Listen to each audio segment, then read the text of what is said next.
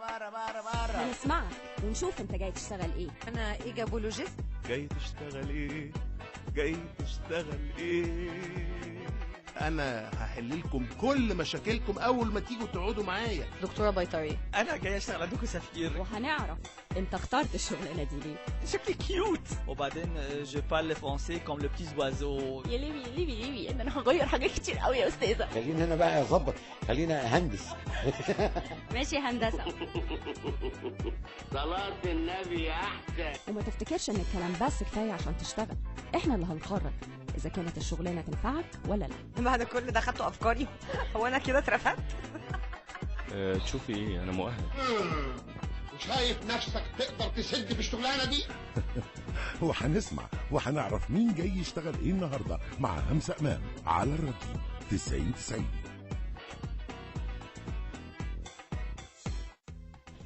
كاملة ابو ذكري، عايزه تشتغلي ايه النهارده؟ عايزه اشتغل ايه النهارده؟ عايزه اشتغل وزيره الحريه. تسيبي الاخراج وتشتغلي وزيره الحريه، هتعملي من خلال الوظيفه دي ايه؟ هعمل قوانين ليها علاقه بحريه الانسان يعني وبانتهاك الحريات. مش الاول نعرف يعني ايه حريه قبل ما نبتدي ان احنا نشتغل بيها؟ يعني مبدئيا مثلا حريتك في الشارع، حريه الراجل والست في شكلهم في لبسهم، الحريه في الراي، الحريه في الكلام، الحريه في التعبير، الحريه في اختيار الدين، الحريه في حاجات كتير قوي. فكره الحريه نفسها ازاي هتقدري انك انت تطبقي الحريه على مواطن بسيط مش عارف النهارده درجه الحريه اللي يقدر يتمتع بيها قد ايه؟ حاول افهمه، يبقى في بقى وزاره ومعايا موظفين وورايا كرو كبير يعني بيفهم الناس يعني ايه انت انسان حر ويعني ايه انك انت مخلوق حر. هتعملي دعايه عن الموضوع ده؟ هعمل دعايه كتير وهعمل كمان قوانين اللي بينتهك الحريات. يعني لو حد اتريق على واحده وهي لابسه حاجه مش عاجباه ده يتحبس على طول كده مفيش كلام. لو واحد انتهك حريتي او انتهك حريه راجل او ست يعني. طب هل حريه الكلام او الالفاظ النابيه يعني هتحكميها ازاي؟ لا، هي الحريه مش معناها ان احنا نبقى ان الناس تبقى سفله. يعني برضو الحريه انك انت تبقى بتحترم نفسك، الحريه انك انت ما تجرحش اللي قدامك، الحريه في رايك، الحريه في لبسك، الحريه في كل حاجه يعني. الحريه في اختيار الجامعه اللي انت هتدخلها، الحريه في اختيار الوظيفه اللي انت عايز تشتغلها. طب ايه الاليات اللي انت ممكن تستعمليها عشان تبتدي انك انت تشتغلي في الوزاره دي؟ هل هتعيني موظفين كتير؟ هعين موظفين يكونوا مؤمنين بالفكره، يعني ما ينفعش حد يبقى متحفظ او بيحب القيود او بيحب يعني يبقى جوه الوزاره دي. هو لازم حد يبقى فعلا اولا متعلم جدا، مش مساله التعليم. للاسف بنشوف ناس متعلمين وافكارهم يمكن يعني فيها كبت جامد جدا يعني. فيها انحراف شويه. بالظبط. الحريه في انك انت تبقي مش خايفه تقولي اللي انت عايزاه. يعني فكره انك انت بتعلمي الناس انه انت من حقك تقول اللي انت عايزه، من حقك انك انت تقول رايك بصراحه، بس مش من حقك تهين اللي قدامك. حتى علاقتك هتبقى ازاي بالموظفين؟ خليهم هم كمان، ما هو نفس الحكايه. ما دام انا في وزاره الحريه فلازم هم يبقوا احرار، بمعنى ان انا مش معنى ان انا اللي هبقى الوزيره ان هم يبقوا لازم يسمعوا كلامي. بس انا لو بغلط في حاجه هم من حقهم لازم يصلحوا. يعني تبقي وزيره ديمقراطيه طبعا لازم. بس يعني ممكن يكسروا لك كلامك، ممكن ما يعملوش الحاجه اللي انت بتقولي لهم انا عايزاها تتعمل. هتتقبلي ده؟ طبعا، بس الاول في مناقشات. يعني في الاول بمعنى ان احنا بنفكر في فكره معينه، بنقعد مع بعض. افرضي انا فكرت في فكره والفكره دي هم اتناقشوا معايا ولقيت ان في افكار افضل هم قالوها وتناسب الوزاره اللي احنا فيها، فلو هم عندهم فكره افضل لازم هي اللي تتنفذ. هل بتتبع المخرجه كامله ابو ذكري الموضوع ده حتى في شغلها كمخرجه؟ ومن خلال الشغلانه دي انت اتعلمتي الديمقراطيه، ومع ذلك انت عايزه تطبقي الديمقراطيه حتى وانت وزيرة الحرية؟ الحقيقة أنا كمخرجة بعمل كده. يعني بمعنى إنه مثلا الممثل اللي قدامي أنا قلت له والله أنا عايزاك دلوقتي في المشهد ده هتقعد على الكرسي وهتولع سيجارة وأنت مثلا متضايق. فقال لي طب إيه رأيك لو أنا هقوم وأتحرك وأروح فاتح الشباك؟ فأنا هشوف هبص على المشهد، لو هو اتحرك وقف عند الشباك ولقيته احسن هقول له خلاص اوكي. انا كده احساسه احسن. لو انا حسيت ان لا، اللي انا فاكره انه يقعد على الكرسي ويولع السيجاره افضل، هقول له لا خلينا في اللي انا قلته لك. يعني المساله مش انه ان الواحد يبقى مجرد عند عشان يثبت ان هو قوي الشخصيه او ان هو اكتر واحد فاهم في الدنيا، لان في النهايه المخرج هو احنا مش بنتعامل مع مكن، الممثل ده بني ادم لحم ودم، مدير التصوير، المونتير، مؤلف الموسيقى، فكل دول احنا المساله انه بناخد وبندي بقى. انا باخد منهم افكار، بديهم افكار لغايه لما بنوصل لافضل حاجه يعني.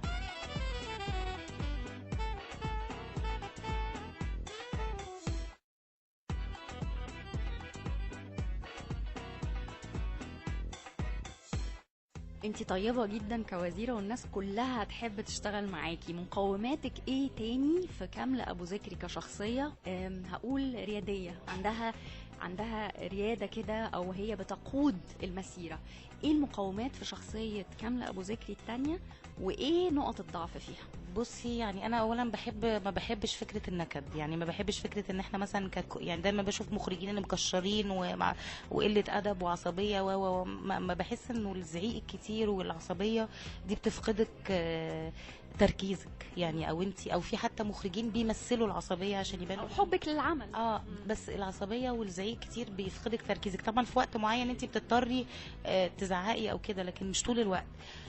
بحب فكره الناس تبقى حابه اللي بتعمله، يعني تبقى مستمتعه بالحاجه اللي بتعملها، مش مجرد خوف او قلق او توتر او ان هم مثلا كل واحد يعمل شغلته بس. لا، بحب ان كل واحد ايا كان هو اقل حاجه بيعملها في اللوكيشن يبقى حاسس نفسه جوه الحاجه اللي احنا بنعملها، يحس ان هو جزء من الحاجه اللي بتتعمل، الفيلم او المسلسل. او العيب اللي بحسه فيا والله حاجات كتير، يعني اكيد كل واحد عنده عيوب كتير يعني.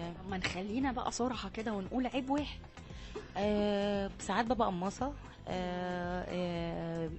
ساعات ببقى ودانيه. ما ده يتعارض جامد جدا مع القياده. ما هو بس دي بحاول اتخلص منها يعني ايه، لانه وبعدين ده كلام برضو كنت اصغر قوي، ما كنت حد يجي يقول لي حاجه على طول اتوتر واتضايق وكده، فابتديت احس انه اي حد هيجي يقول لي حاجه تضايقني في ودني ببعده عني، حتى لو هو جاي يقول لي الفكره فلان قال عليكي كذا، فلانه قالت عليكي كذا. اول اما الاقي حد بيعمل كده بقول مش عايزه اسمع يعني من البدايه كده. في سؤال انت كنت عايزاني ان انا اساله لك ككاملة ابو ذكري بالاخص كشخصيه؟ والله انا يعني حياتي عباره عن شغلي وبنتي، يعني الصراحه دول اهم حاجتين في حياتي. بنتي اولا طبعا، وتاني حاجه شغلي يعني. ف ما فيش حاجه تاني. يمكن احلامي في السينما، يعني يمكن احلامي ان انا اعمل افلام ان السينما ترجع تاني، وترجع بشكل مختلف يعني بعد السنين، يعني 3 سنين اللي عدوا دول نشوف نتاجهم في الافلام، يعني يبقوا اثروا في الفنانين من ناحيه الافكار يعني ما نرجعش تاني لنفس الافكار ونفس الافكار القديمه والتجارب القديمه. يعني اتمنى انه الفتره اللي فاتت دي بكل الحلو والوحش اللي فيها يفرز بقى افلام مختلفة، واتمنى ان السينما ترجع تفيد المجتمع. طبعا يعني او على الاقل تنور المجتمع على حاجات يمكن هو مش شايفها مش حاسسها.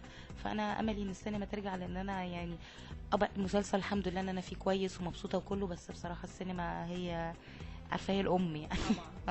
كاملة ابو ذكري، تفتكري الشغلانة دي هتبقى من نصيبك وزارة الحرية؟ اكيد. ايه اللي اكدها يعني؟ الثقة دي يا جماعه، يعني انا مش عارفه ايه الثقه دي جايه منين. يعني المفروض انا بعمل لك انترفيو، يعني المفروض ان انت تقولي لي طب انا 1 2 3 ايه هي بقى 1 2 3 عشان الثقه دي تبقى موجوده. هي هتبقى من نصيبي عشان هي مش هتبقى موجوده اساسا، فهي تبقى من نصيبي بقى. لا، ما احنا اوراقك عندنا واحنا بنشوف انت تروحي وزاره ايه. احنا عندنا وزاره الحريه، بس وزاره الحريه بقى انت هتعملي فيها ايه وليه انت عايزاها؟ ايه اللي مخليكي يعني واثقه ان انت دي بتاعتك؟ يعني عشان هي مش موجوده. مش عارفه اقولها لك ازاي، مش عارفه. ايوه، يعني انت واثقه انها من نصيبك الوظيفه دي؟ بتهيألي ضليع في اللغه العربيه، ضليع في اللغه العربيه، ضليع في الحريه الحمد لله. مش عارفه يعني تفتكري هتبقى من نصيبك ولا انت قلقانه ان حد ممكن يخطفها منك؟ في منافسين كتير الصراحه. في شويه منافسين حلوين كده، فممكن يكسبوها مني. طب هتعملي ايه فيهم دول؟ هتعرقليهم ازاي؟ هسجنهم. معتقل على طول. ديمقراطيه جدا جدا جدا المخرجه كامله. لا اعتقالات على طول ومفيش كلام. متشكره جدا ليك يا كامله وبالتوفيق دايما يا رب. ميرسي خالص، ميرسي جدا جدا، كل سنه وانتم طيبين. هنسمعك ونشوف انت جاي تشتغل ايه. انا ايجابولوجيست. جاي تشتغل ايه؟ جاي تشتغل ايه؟ انا هحل لكم كل مشاكلكم اول ما تيجوا تقعدوا معايا. دكتوره بيطري. انا جاي اشتغل عندكم سفير. وهنعرف انت اخترت الشغلانه دي ليه. شكلي كيوت. وبعدين je parle français comme le petit oiseau. يا ليبي يا ليبي يا ليبي انا هغير حاجات كتير قوي يا استاذه. خليني انا بقى اظبط، خلينا اهندس. ماشي هندسه. صلاة النبي احسن. وما تفتكرش ان الكلام بس كفايه عشان تشتغل، احنا اللي هنقرر اذا كانت الشغلانه تنفعك ولا لا. بعد كل ده خدتوا افكاري. هو انا كده اترفدت؟ تشوفي ايه، انا مؤهل. شايف نفسك تقدر تسد في الشغلانه دي؟ وهنسمع وهنعرف مين جاي يشتغل ايه النهارده مع همسة امام على الراديو 90.